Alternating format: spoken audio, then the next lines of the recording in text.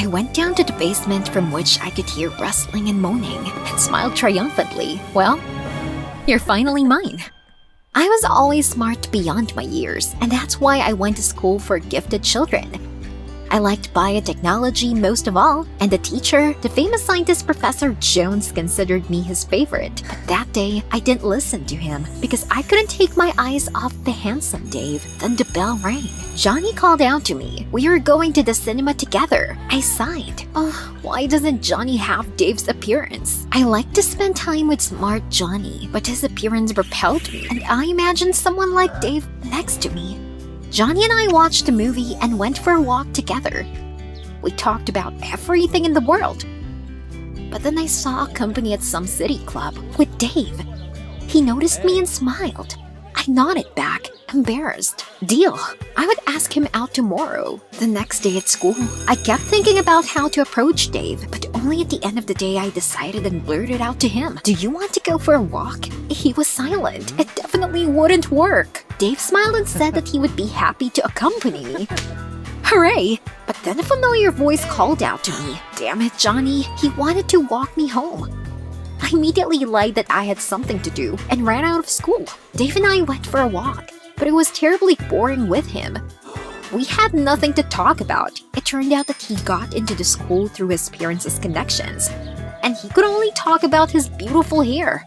Oh, it would be great to combine Johnny's brain and Dave's body, but this was already some kind of Frankenstein's monster. I wonder if biotechnologies could do this. Okay, stop. That was a good idea. I had a chance to get the perfect guy, beautiful and smart. And so I started working. Now, instead of studying at lectures, I studied the question of transferring consciousness from one body to another. And after lessons, I stole the necessary details from the school's laboratory. Every night, I worked in the basement, which was located on the other side of the house. And a week later, the device was ready. It would be able to transfer Johnny's mind into Dave's body. All that remained was to lure them to the basement. At school, I went up to Dave and invited him to visit, and Johnny himself suggested to come to me. Everything was going according to plan. Finally, I would get the perfect guy, beautiful and smart. At home, I prepared the equipment and waited for the guys. Johnny wrote that he was already coming. I smiled. He had no idea what was waiting for him. But Dave didn't answer me. And then suddenly he said that he would not be able to come. Heck, my plan was going down the drain. Soon, Johnny came, and I had to have dinner with him. He was happy, but I didn't even smile. I needed a handsome guy. The next day, we were given a chemistry project, and I volunteered to work with Dave. This was an opportunity to fulfill my plan. Dave began to resent that he wanted to be paired with his friend, but I reminded him that I was the best in chemistry and he would get the highest score only with me. After the lesson, I went to Johnny and called him to me again. He couldn't hide his smile anymore. He thought I was in love with him. I would love you soon. In the evening, I prepared everything again. Johnny came first and I began to distract him with conversations. Dave at the same time wrote that he was already on the way. Yes, I told Johnny that I needed help getting groceries from the basement. We went to the basement. I stood behind Johnny. My heart was pounding. I would get the perfect guy at any cost. I made up my mind and pushed Johnny down the stairs. Trembling all over, I slowly went down to the basement. Johnny was lying unconscious. It worked. Now, Dave. I met him at the gate, and he asked why I was blushing. I waved it off. It was hot in the basement where I worked on the project. He shrugged his shoulders and, without suspecting anything, began to go down to the basement. I also pushed him down the stairs. Dave fell. I ran downstairs, but was horrified to find that Dave was getting up from the floor. He turned around with a bleary look and rushed to the exit. I immediately locked the door, and Dave attacked me. I tried to push him away, but he grabbed the key from me and rushed to the door. No! At the last moment, I grabbed his t-shirt and pulled him towards me. Dave hit his head on the corner of the table and passed out. I was shaking all over, but it was time to get down to business. With difficulty, I dragged Johnny and Dave behind the screen. I put special helmets on the guys' heads and pressed the power button. The device flashed, and my legs cramped with anticipation. As soon as the glow stopped, I immediately pulled back the screen. Hello, my perfect prince. Oh my god, I almost fell down from horror. There was a freak sitting behind the screen, two bodies fused together. The guys started to wake up. They were in shock. Heck, I immediately grabbed a rope and tied up the Siamese monster. I tried to do the experiment again, but the device didn't even start. I didn't have enough energy. Not that. I couldn't let the monster out. I would have to leave him here. I locked the basement and returned home. My parents were already sitting down for dinner. And they asked why a classmate hadn't come to me yet. Shouldn't we be doing a project? I swallowed nervously and replied that it had been rescheduled. And during dinner, I stealthily stole food from the table. I took it to the guys, but I heard screams from the basement. They would spoil everything. I put tape on their mouths and told them to sit quietly. Otherwise, I would leave them without food. I couldn't sleep all night. I just wanted a perfect guy. And now they needed to be separated. But how? When I came to school, everyone looked worried about Johnny and Dave missing. I pretended that I had no idea where they were, and a chill ran down my spine. I would definitely be discovered because I was the last person they were seen with. After school, I went to Professor Jones. Only he could help. He smiled at me and I quietly asked if it was possible to separate the Siamese twins. The professor was a little surprised, but replied that only a professional could cope here, otherwise the twins might die. I looked up and asked if he could come to me and help with a project on biotechnology. The professor immediately agreed. He was happy to help his best student. In the evening, I met him at my house and took him to the basement. Slowly we descended, and the bound Siamese monster howled in two voices. The professor immediately turned pale and said in a strangled voice that we needed to call the police. No! I took away his phone, then they'll put me in a jail. The professor took a step towards the door, but I stood menacingly in front of him. I quickly grabbed a bottle from the table, smashed its upper part, and with a trembling hand, I stretched it out at the professor. You won't separate them. It'll be worse. The professor had to obey. He stepped up to the Siamese monster and began to examine it, and I watched intently and did not leave the door. Then the professor hesitated for some reason. But I hurried him. He must not delay. And then I heard the sound of a siren. I looked back at the professor. He was just hiding his smartwatch in his pocket. He called the cops and they tracked us down.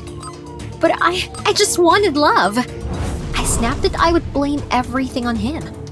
He forced me to work for himself. The professor tensed, but replied that there were witnesses against me. So, the cops started banging on the door. There wasn't much time. I scratched my face, tore my clothes, and screamed. Help! Jones is beating me up! At that moment, the door opened. The cops burst into the basement. I immediately rushed to meet them with tears and shouted that the professor had forced me to put on a terrible experiment. I was trying to save the guys, and the professor beat me up. The cops were so shocked that they immediately believed me. They already captured the professor, and at that moment, the professor said that I was the monster here. Well, let's see. The police already handcuffed the professor. But then Johnny suddenly raised his head and said in a weak voice that he had proof of my guilt. No one will believe you, but Johnny raised his hand with the phone. It turned out that he woke up earlier than expected, turned on the dictaphone, and recorded my blackmail. The cops immediately put me in the car and began taking statements from Johnny. Why such an injustice? I loved you. Soon, I was put in prison, and every day I was forced to work, handcuffed to another prisoner. Ironic. I learned from the news that Johnny and Dave were separated by scientists, and they returned to normal life. And during the solitary hours in the cell, I realized that because of my desires, I really went crazy, and that there were things more important than appearance. And the monster in the story was only me. Did you like the story? Like and subscribe to our channel. My sister and I blew out the candles on the cake together. Our parents immediately rushed to congratulate her, completely ignoring me. I was used to it, and all I wanted to do was to get out of here. This was impossible, because we were Siamese twins. I spent all of my 18 years inseparably from Lucy. I never liked it. Dreamed of traveling, rock concerts, and parties. But my good sister was against it. She loved to embroider, draw, and other tedious things. Boredom. I hoped that one day we would be separated. I would leave my family. Moreover, our folks did not particularly like me because of my explosive nature, but they doted on Lucy. In general, blowing out the candles on the cake, I made a wish. I wanted us to be separated and go around the world. I was tired of being trapped with this nerd. Then Mom's phone rang. For some reason, she immediately turned pale. After finishing the conversation, she looked at us and sighed heavily. Girls, you will be separated. This can be dangerous for your health. There is a risk of developing a fatal disease. What? Did I just hear right? I jumped with delight. I would finally be free. Lucy immediately started whining that she didn't want to be separated. I was even afraid that our parents would listen to her. But instead, Dad snapped that health was not a joke. What if something happened to Lucy? They didn't say a word about me. But I was only thinking about freedom. The day of the surgery finally arrived. Lucy and I were being transported down in the hospital corridor. My palms were sweating with excitement. I couldn't believe I would wake up without my sister. Lucy, as always, was nagging. Siamese twins always needed to be close. I could even see the tears in her eyes. Stop whining. In the surgery room, we were put under anesthesia, and I passed out. I woke up in the room and Lucy was lying on the next bed. We were separated from each other. God, finally. But then I heard a soft sob. Lucy was crying into her pillow. God, what a fool. She should be happy. I was looking forward to being able to party to the fullest. I even planned to go around all the clubs in the city, find a boyfriend, and finally go around the world. But when we were discharged, Lucy immediately asked if I would go to the library with her. No, I had other plans. I wasn't going to go out with Lucy anymore. We were too different. In the evening, I put on makeup, put on a new dress, and went to the best club in town. It was the first time I'd had a good time. The evening was awesome. I enjoyed hanging out and what? Lucy, my sister, was standing off to the side and watching me. What the hell was she doing here? She also dressed up like an old woman in a long gray dress, and she was stupidly made up. At the sight of my sister, I seethed with anger. Even here, there was no peace from her. Pointedly, I turned away and ordered a few more drinks at the bar. But after half an hour, everything swam before my eyes. I didn't even remember getting home. I woke up in my own bed. My head ached horribly, and I tried to remember the night before, but in vain. Damn, I shouldn't have drunk so much. Then Lucy came timidly into the room. I shouted at her, "What do you want again?" Then I noticed that she was holding a tray of water and painkillers. I took the glass and drank greedily, and then told my sister to get out. I was tired of her. Then my phone vibrated. Who else was there? But a message from a guy popped up on the screen. He wrote that I had rocked at the club, and he couldn't forget me, and that he asked me out. That was another matter. Of course. The next night, I sat in a cafe with Harry. He seemed like a nice guy. Also liked to hang out and punk rock. I even thought maybe we should start dating.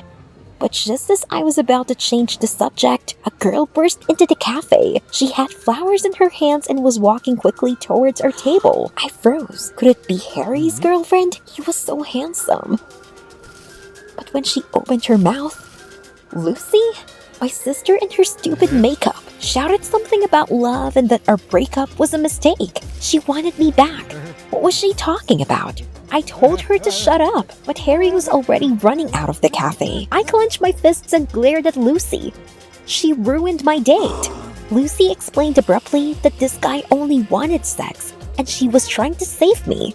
I could no longer contain my emotions, and abruptly getting up from the table, I shouted that she had got me. After the surgery, she did not leave me alone for a minute. This was unbearable. Lucy tried to say something, but I snapped, "Leave me alone," and quickly left the cafe. When I got home, I immediately opened my laptop. I was so sick of Lucy that I couldn't stand her anymore. I needed to find tickets to any country and go around the world. Traveling was expensive. Where could I get the money? Before I could think about it, Lucy burst into the room. She started to say something about dinner and then stopped.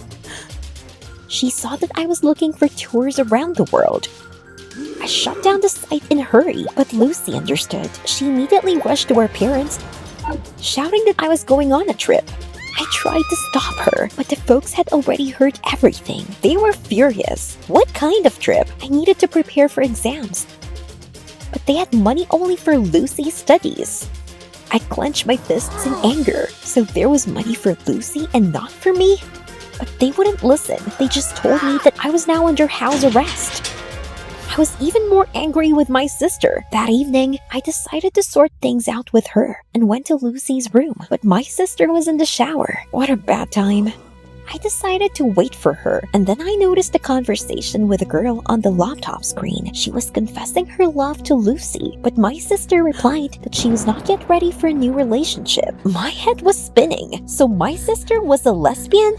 Right there, next to the laptop, I noticed a picture of myself in a heart-shaped frame and, as if scalded, ran out of the room. All night, I thought about what I saw and remembered how Lucy followed me everywhere, put on makeup for the club, apparently to please me. She even ruined my date. And now this photo in the heart. Oh my god, did my sister fall in love with me? But we were twins. She couldn't fall in love with herself. When I woke up, I immediately went to the website. I needed to get out soon, but the question of money remained. I remembered my parents saying they were saving up for college for Lucy, and I was filled with anger. No way, half of this money was rightfully mine, and I would get it. That night, I crept quietly to my parents' office and cautiously opened the door. My heart was pounding. I tiptoed to the safe just to find a code. With trembling hands, I typed in my mom's date of birth. But the red light came on. Heck, I thought frantically about what it might be and finally decided to enter mine and Lucy's date of birth, and then the lock clicked. Got it. My mouth was dry with excitement. Opening the safe, I saw a pile of bills. I had enough for a year of travel. Out of joy, I immediately grabbed the money when suddenly the light in the office turned on. My legs gave out from fear, and I almost fell when my sister screamed, "Thieves!" I tried to shut her up, but our sleepy parents came running. They stared at me in shock, and then they started to tirade about how I finally got them with my behavior. No college. I would work at my dad's shoe store for the rest of my life. Not like their darling Lucy. Tears welled up in my eyes. I was sick of hearing about Lucy. I'm your daughter too. Pushing my sister with my shoulder, I ran to my room in tears. My stomach clenched with pain and resentment. I heard Lucy trying to calm our parents down, and after a while, there was a soft knock on the door. Lucy appeared in the doorway. She asked quietly if we could talk, but I just snapped. I have nothing to talk about with you, traitor. But my sister didn't leave. She dragged me to the gazebo where we used to play as children. Yeah, then we were really close. The memory warmed my chest. Lucy suddenly touched my arm and looked into my eyes. But I immediately pulled away. She was my sister. Lucy drooped and said sadly that she loved me. It was a confession. The awkwardness made me want the ground to swallow me up. I looked away and mumbled, "I'm sorry, but I'm not a lesbian like you." I thought Lucy was about to cry, but instead, my sister said in surprise that she was actually into boys too. What? Did she admit that she loved me? Lucy smiled ruefully. "I really love you very much," she faltered and added, "like a sister." I was so ashamed. Lucy said that after the surgery, she had a psychological shock, which she could not cope with. So she followed me everywhere. I was startled, and that girl you wrote to, that you weren't ready for a relationship. She hesitated. She said in a crumpled voice that Mackenzie was actually a guy. He just put a photo of the model on the profile picture.